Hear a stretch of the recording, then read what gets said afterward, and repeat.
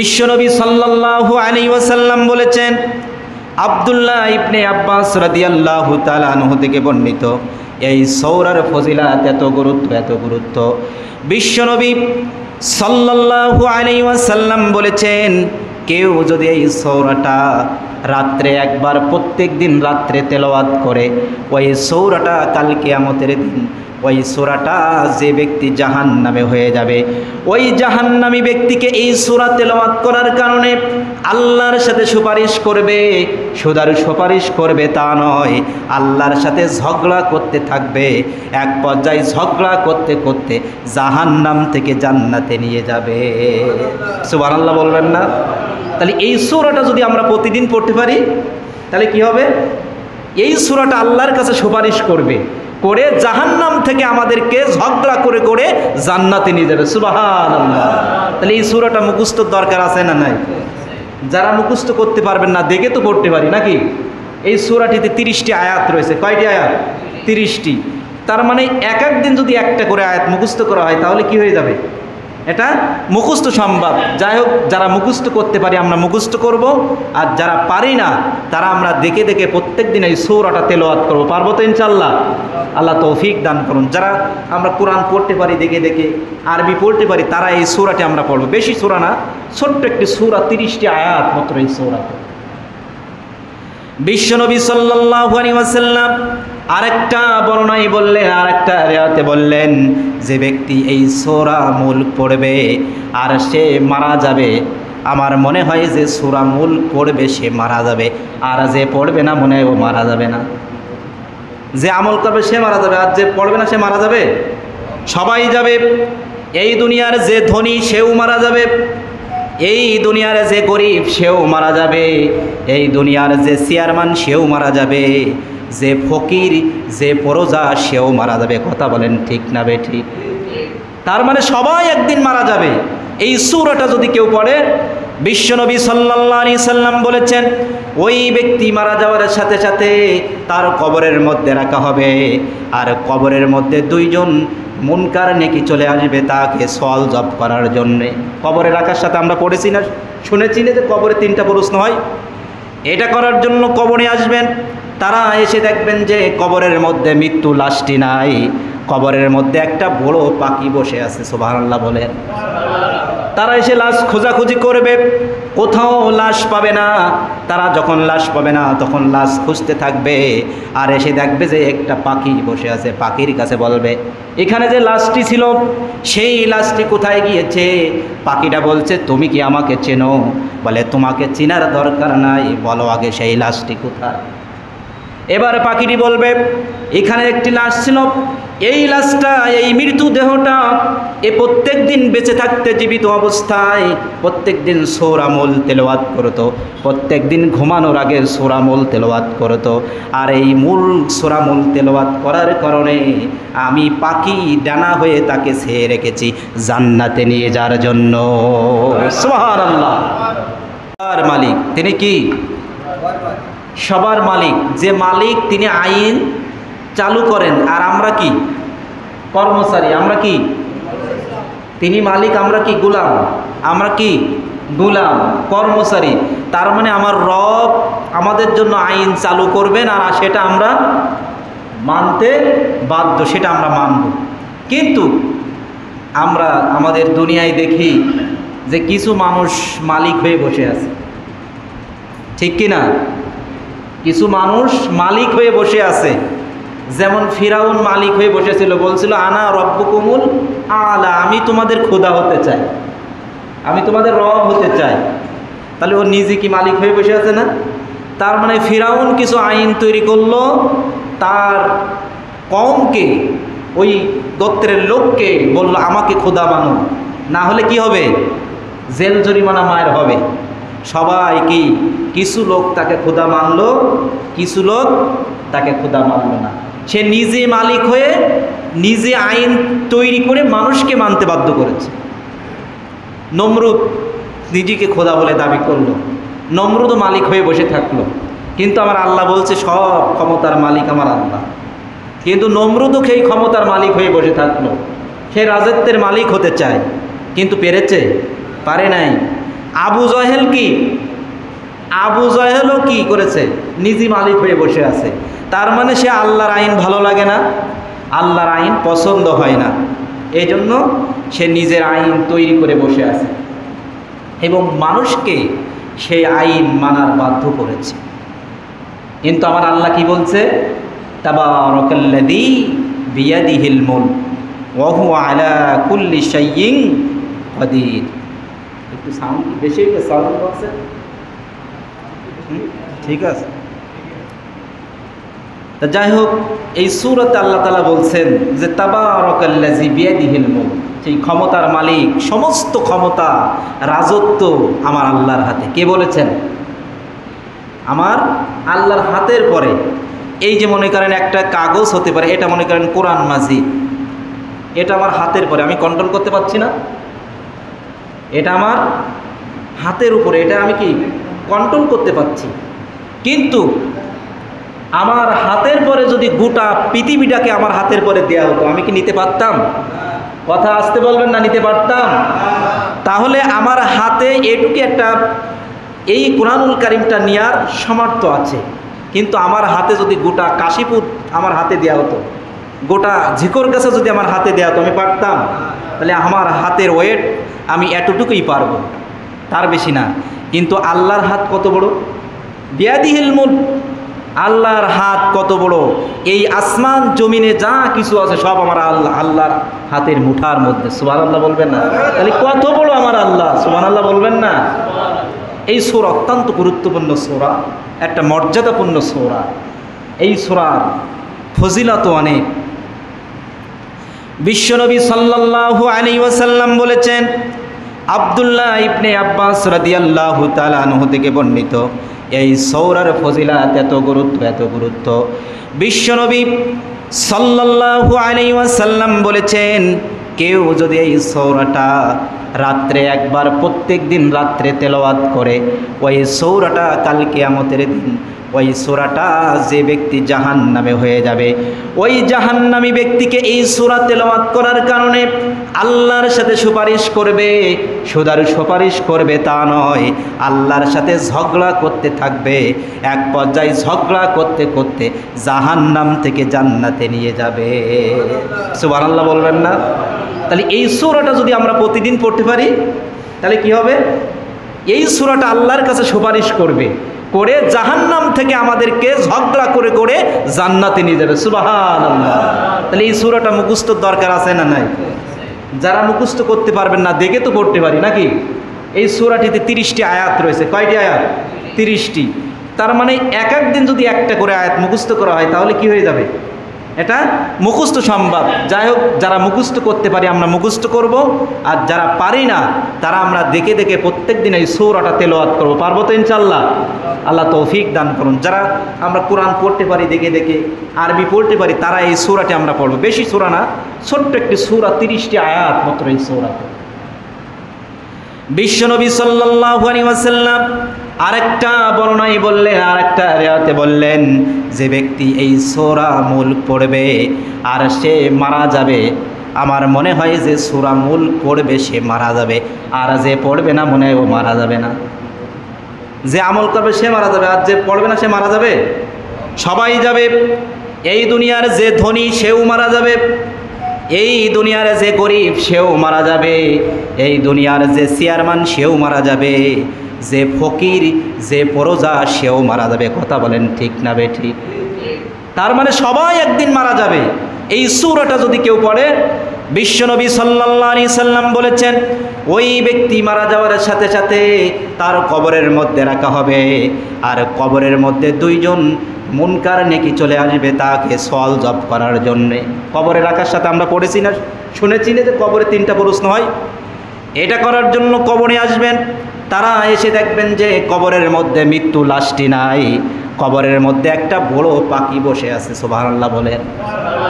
তারা এসে লাশ খোঁজাখুঁজি করবে, কোথাও লাশ পাবে না। তারা যখন লাশ পাবে না তখন লাশ খুঁজতে থাকবে, আর এসে দেখবে যে একটা পাখি বসে আছে। পাখির কাছে বলবে, এখানে যে লাশটি ছিল সেই লাশটি কোথায় গিয়েছে? পাখিটা বলছে, তুমি কি আমাকে চেনো? বলে, তোমাকে চেনার দরকার নাই, বলো আগে সেই লাশটি কোথায়। এবার পাখিটি বলবে এখানে একটি লাশ ছিল, এই লাশটা, এই মৃত্যু দেহটা এ প্রত্যেক দিন বেঁচে থাকতে জীবিত অবস্থায় প্রত্যেক দিন সূরা মুল তেলাওয়াত করতো, প্রত্যেক দিন ঘুমানোর আগে সূরা মুল তেলাওয়াত করতো। আর এই মূল সূরা মুল তেলাওয়াত করার কারণে আমি পাখি ডানা হয়ে তাকে ছেড়ে রেখেছি জান্নাতে নিয়ে যাওয়ার জন্য। সুবহানাল্লাহ! কি লস না লাভ! এই সূরাটি অত্যন্ত গুরুত্বপূর্ণ, মর্যাদাপূর্ণ এই সূরাটি। এই জন্য এই সূরাটি আমরা প্রত্যেক দিন পড়ব, তেলাওয়াত করব। তাহলে এই সূরার নাম কি? সবাই বলেন এই সূরার নাম কি? সূরা মুল্ক। মুল্ক মানে রাজত্ব, শাসন ক্ষমতা। তাহলে সব ক্ষমতা কার হাতে? বিয়াদিহিল মুল্ক। কার হাতে? তাহলে গোটা পৃথিবী, শুধু বাংলাদেশ নয়। শুধু কি বাংলাদেশ? বাংলাদেশটা ছোট্ট একটি দেশ। এই পৃথিবীতে মোট 195টি দেশ আছে, ঠিক কিনা বলেন? 195টি দেশের মধ্যে আমার বাংলাদেশ একটা ছোট্ট দেশ। এই বাংলাদেশে 56,000 বর্গ মাইলের দেশ। এর চাইতে আমার পাশের, আপনার পাশের যে ভারত, 23 গুণ বড়। কত গুণ? 23 গুণ বড়। আপনি সৌদি আরব যাবেন, সৌদি আরব 18 গুণ বড়। কয় গুণ? 18 গুণ। চীন আমাদের থেকে 67 গুণ বড়। রাশিয়া 116 গুণ বড়। সুবহানাল্লাহ বলবেন না? রাশিয়া 116 গুণ বড়। আর আমেরিকা যে সবচেয়ে দাদা বাবুরা, ওদের দেশটা 212 গুণ বড়। আমরা কি শুধু বাংলাদেশটা ঘুরতে পেরেছি? আমরা এখানে যারা আছি, আমরা বাংলাদেশের কয়টা জেলায় গেছি বলেন তো? আমি কয়েকটাই গেছি আমার প্রয়োজনে, কিন্তু যার প্রয়োজন নেই বলেন তো, সে বাড়ি এই যশোর জেলায় আছে। এই যশোরের বাইরে এমনও মানুষ কোনোদিন যায় নাই। আছে না এরকম মানুষ? তাহলে আল্লাহর বাংলাদেশটা যদি এত বড় হয়, এই বাংলাদেশের চেয়ে যদি ভারত যদি 23 গুণ বড় হয়, সৌদি আরব 18 গুণ বড়, চীন 67 গুণ বড়, রাশিয়া 116 গুণ, আবার আমেরিকা 212 গুণ বড়, এরকম অল পৃথিবী। শুধু কি অল পৃথিবী? আমার দেশের প্রধানমন্ত্রী শুধু বাংলাদেশের কি রাষ্ট্রপতি, প্রধানমন্ত্রী, তাই না? কিন্তু আমার আল্লাহ কি শুধু বাংলাদেশের প্রধানমন্ত্রী? আমার আল্লাহ গোটা পৃথিবী। এই যে আমি বললাম বাংলাদেশের চেয়ে এটা বড়, এটা বড়, এত বড়, এত বড়, এটা একটা পৃথিবী। কিন্তু এই পৃথিবীর চাইতে এবার আসমানে যদি আপনি যান, আসমানে যে এত বড় কিছু আছে আপনি কল্পনা করতে পারবেন না। আসমানের মধ্যে যে একটা সূর্য আছে দেখেন না, এই সূর্যটা পৃথিবীর থেকে 13 লক্ষ গুণ বড়। সুবহানাল্লাহ বলেন। আমাদের এই যে পৃথিবীর বর্ণনা দিলাম আপনার, 195টি দেশ, এই পৃথিবীর চাইতে সূর্য 13 লক্ষ গুণ বড়। বুঝছেন?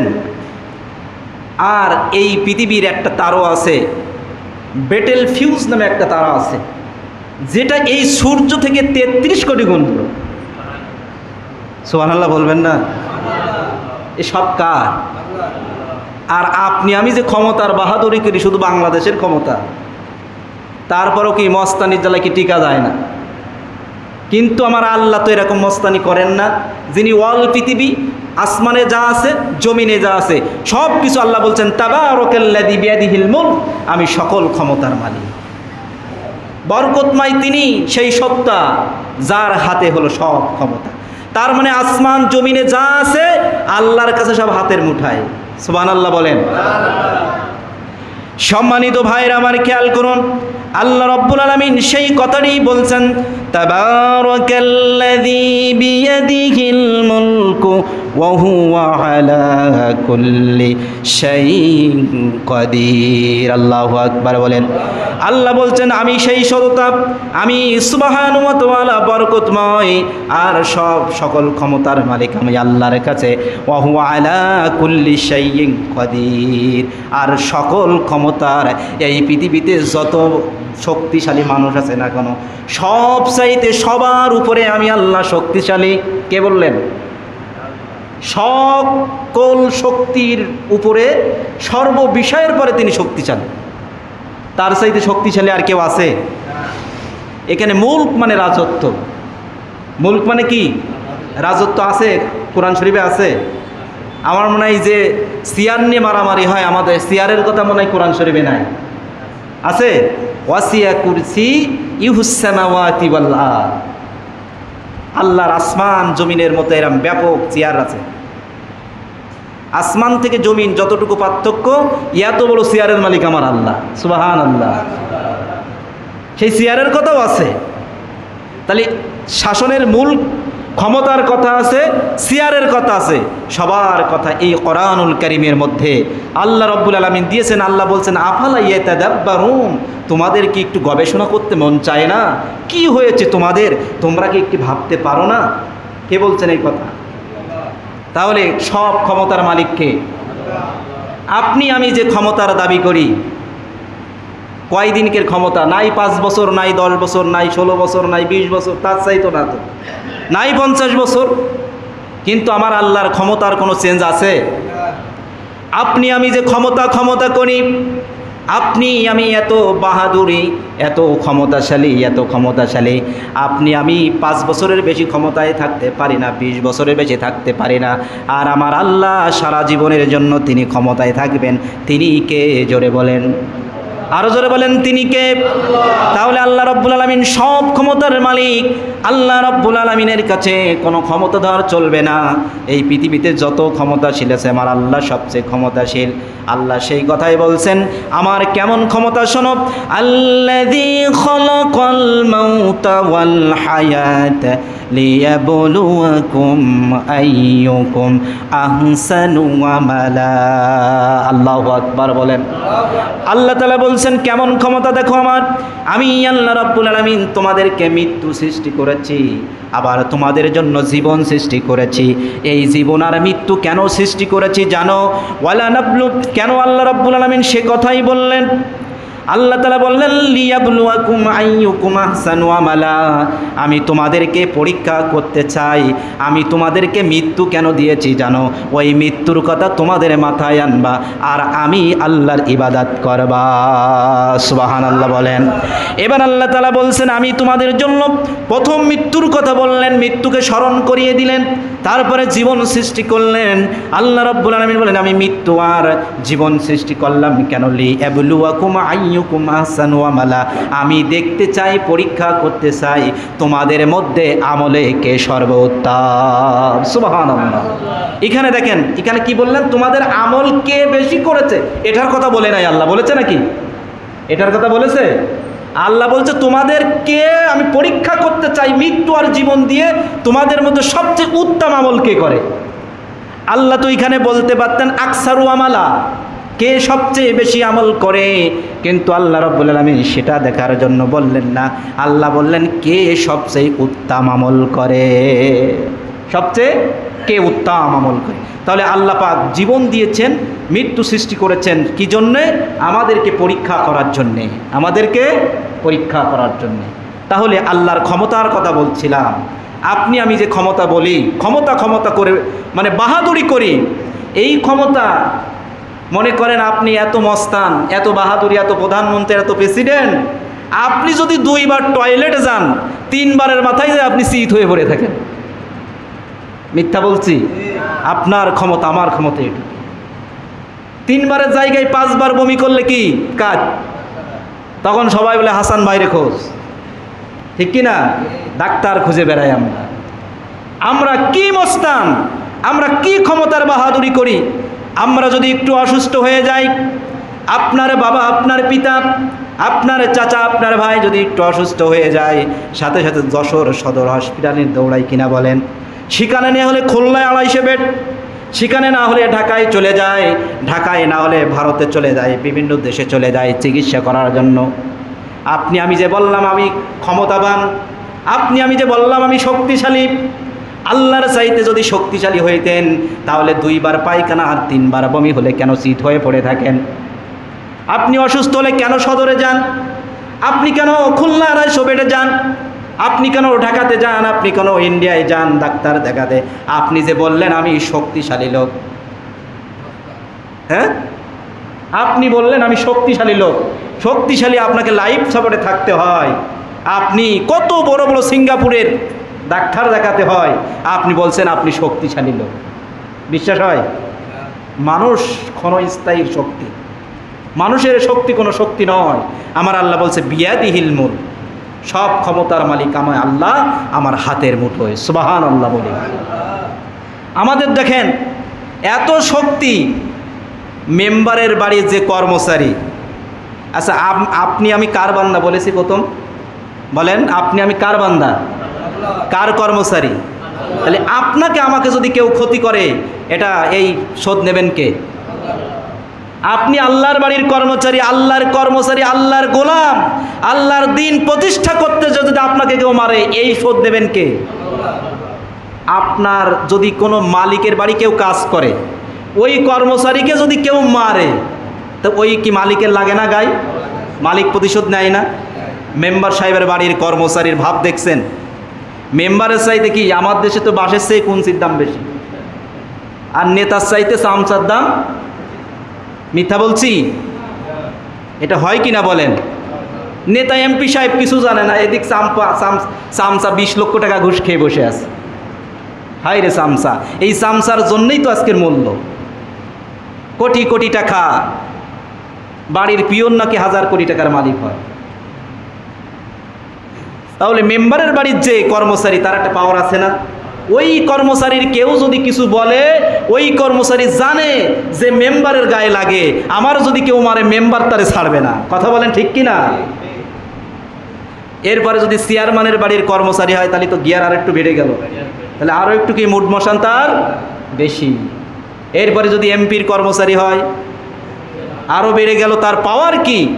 আপনি ইউনিয়নের থেকে একটা কাজ করতে যাবেন, আগে ওরে ধরতে হবে। এমপির কাছে যাওয়ার আগে কার মাধ্যম? ওই কর্মচারীর মাধ্যমে, পিএসের মাধ্যমে যেতে হবে। এবার যদি প্রধানমন্ত্রীর কর্মচারী হয়, কি অবস্থা বলেন? প্রধানমন্ত্রীর কর্মচারীর জন্য এমপিরা পর্যন্ত ফুললে দাঁড়ায় থাকে, ঠিক কিনা? তাহলে এই কর্মচারীর দাপট এত।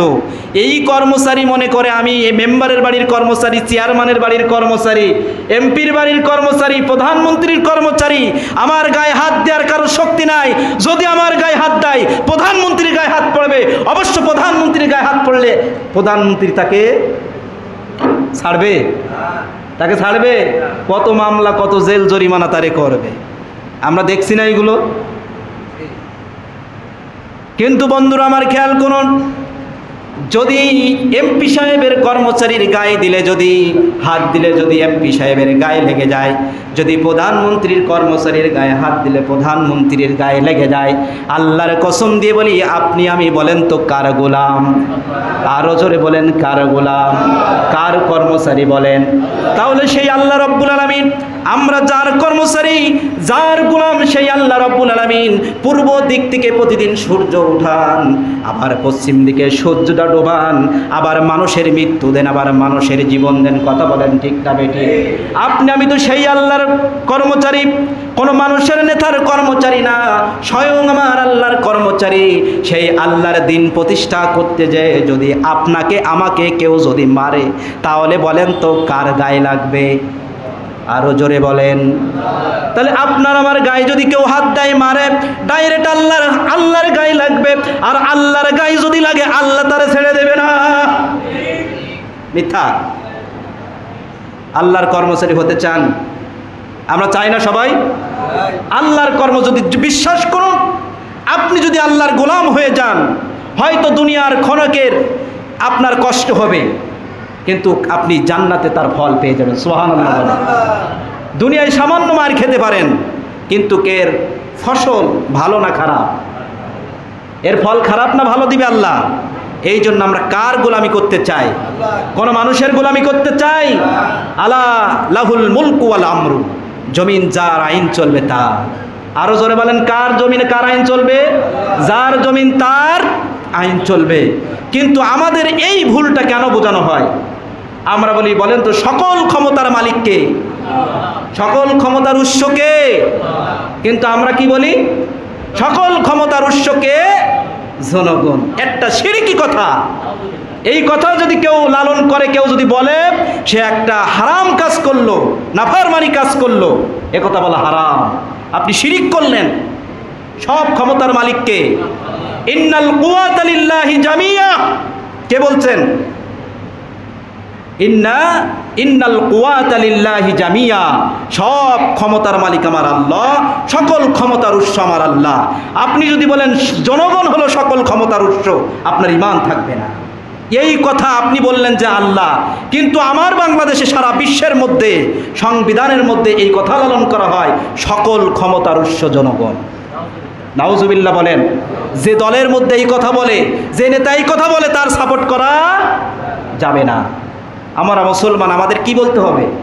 সকল ক্ষমতার উৎস ইন্নাল কুওয়াতা লিল্লাহি জামিয়া, সকল ক্ষমতার উৎস আমার আল্লাহ। বিশ্বাস হয়? আর এই আল্লাহর পরে থাকলে যদি আপনার কোনো বালা মুসিবত থাকে, আপনার পরে জুলুম করে, নির্যাতন করে, আপনার আল্লাহ আপনাকে বাঁচাবেন, ঠিক কিনা বলেন? হয়তো ক্ষণিকের জন্যে আপনার কষ্ট হবে, কিন্তু আপনার সম্মান আকাশচুম্বী বানিয়ে দিবেন।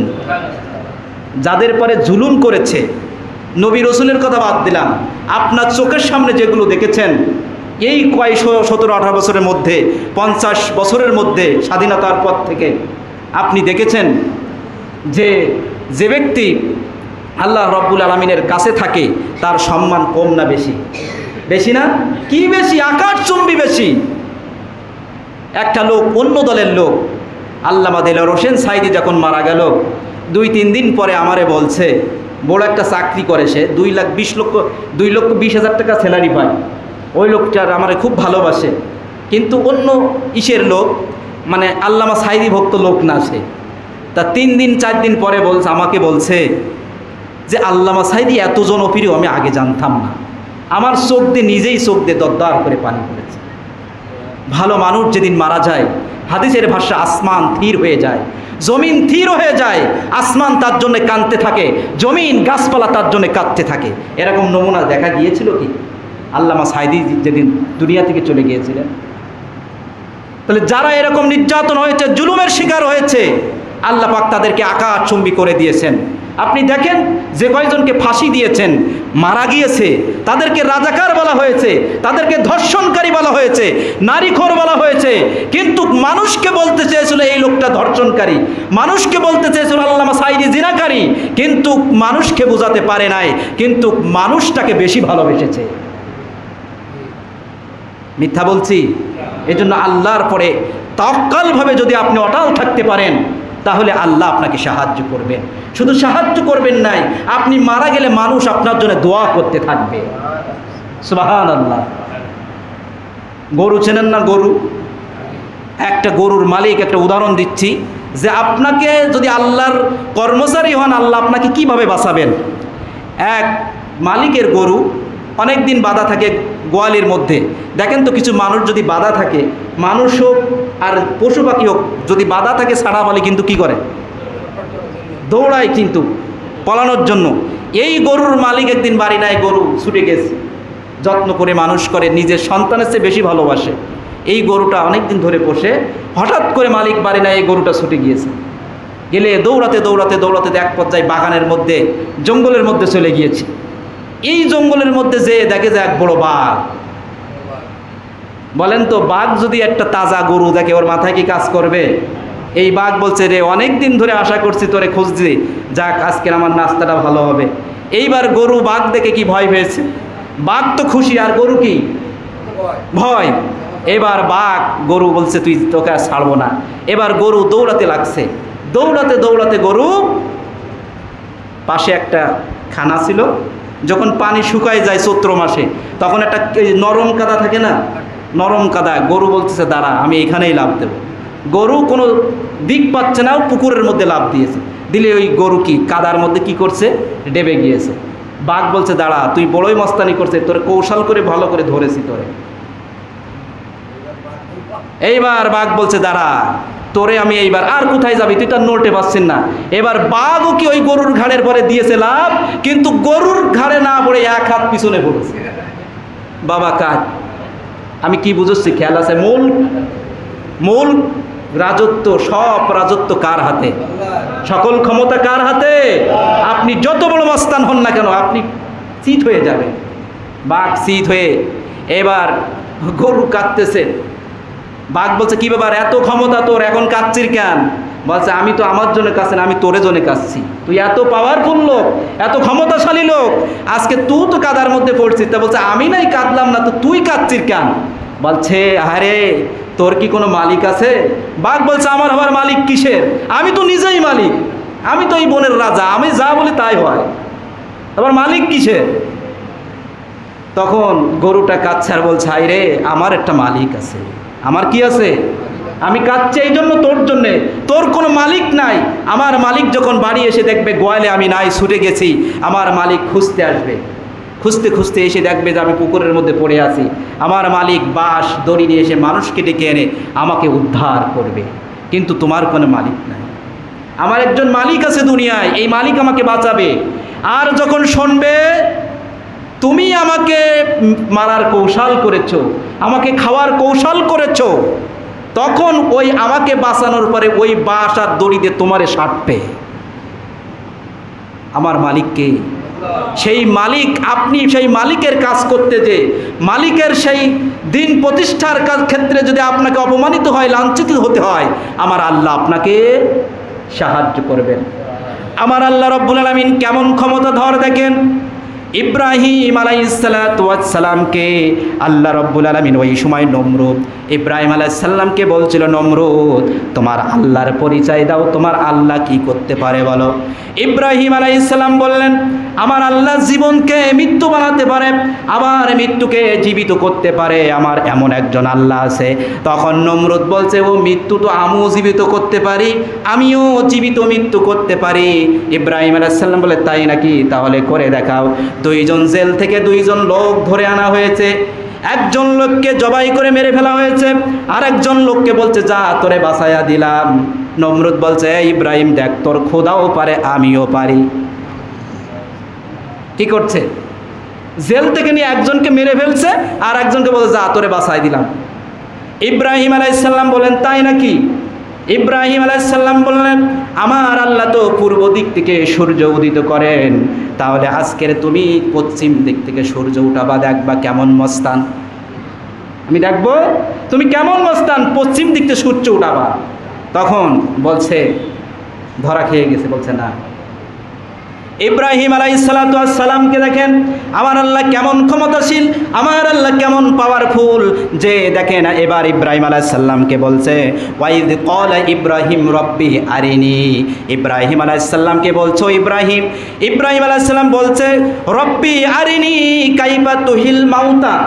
আমি, হে আল্লাহ, আপনি যে জীবনকে মৃত্যু করতে পারেন আর মৃত্যুকে জীবিত করতে পারেন, আমাকে একটু দেখান।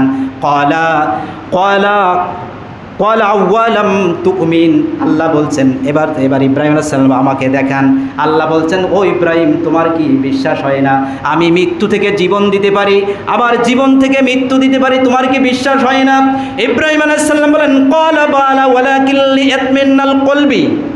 তখন বলছে, হ্যাঁ আল্লাহ, আমার বিশ্বাস হয় আপনি মৃত্যু থেকে জীবিত করতে পারেন, আবার জীবন থেকে মৃত্যু করতে পারেন, আমার বিশ্বাস হয়, কিন্তু আমি একটু আমার চোখে দেখলে আমার অন্তরটা একটু শান্তি পাবে।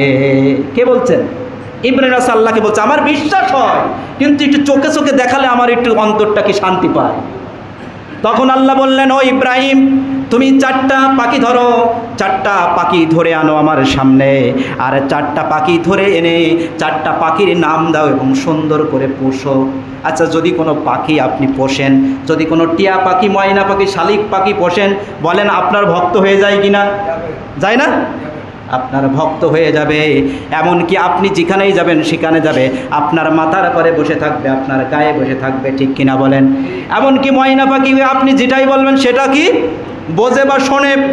এরকমভাবে আল্লাহ বললেন, ও ইব্রাহিম, 4টা পাখি তুমি ধরো, আর 4টা পাখিকে তুমি পোষো, এবং যখন তোমার কথাবার্তা শোনা শুরু করবে, তোমার যখন পোষ মেরে যাবে, ওই 4টা পাখিকে তুমি জবে করে ফেলো। জবি করার পরে 4টা পাখির গোশত তুমি মিক্স করে ফেলো। কি করে ফেলো? 4টা পাখির গোশতকে মিক্সড করে ফেলো। মিক্সড করে করে ওই 4 ভাগ করে পাহাড়ের পরে রেখে আসো। আর তুমি যে পশুদেরকে নাম রেখেছিলে, তুমি যে পশুকে নাম ধরে ধরে ডাকবা, দেখবা তোমার কাছে চলে আসবে। ইব্রাহিম আলাইহিসসালাম 4টা পাখি ধরলেন, জবে করলেন, পোষ মারলেন, আবার মাংসগুলোকে মিশ করলেন, মিশ করে পাহাড়ের পরে রেখে আসলেন। আমি কোনো কিচ্ছা খাইনি বলছি না, কিন্তু সূরা বাকারার আয়াতুল কুরসির পরেই এই 2টা আয়াত রয়েছে। দেখবেন ইব্রাহিম আলাইহিসসালাম পাহাড়ের পরে পাখির নাম ধরে ধরে ডাকে, আর ইব্রাহিম আলাইহিসসালামের কাছে পাখি হয়ে চলে আসে। সুবহানাল্লাহ। এই হলো আমার আল্লাহ, এই হলো আমার আল্লাহ। আপনি আমি বলেন আমার, দুনিয়া আমার, বাংলাদেশ আমার, আমার বাবার, আমার স্বামীর, কোনো লাভ নাই। আপনি যতই বলেন আমার বাবার দেশ, লাভ নাই। এটা কারোর দেশ নয়, আমার আল্লাহর দেশ। আসমান জমিন, সে কথা প্রথমেই তো বললাম, পৃথিবী এবং আসমান জমিনের মধ্যে যা আছে সব কিছু আল্লাহর কাছে এই হাতের পরে মুঠের মধ্যে আছে আল্লাহ। এই জন্য সব ক্ষমতার মালিক আমার আল্লাহ। আল্লাহ যাকে ইচ্ছা, যাক সময় হয়ে গিয়েছে, আজকের আলোচনা করলাম। আপনাদের খেয়াল আছে কোন সূরা? সূরা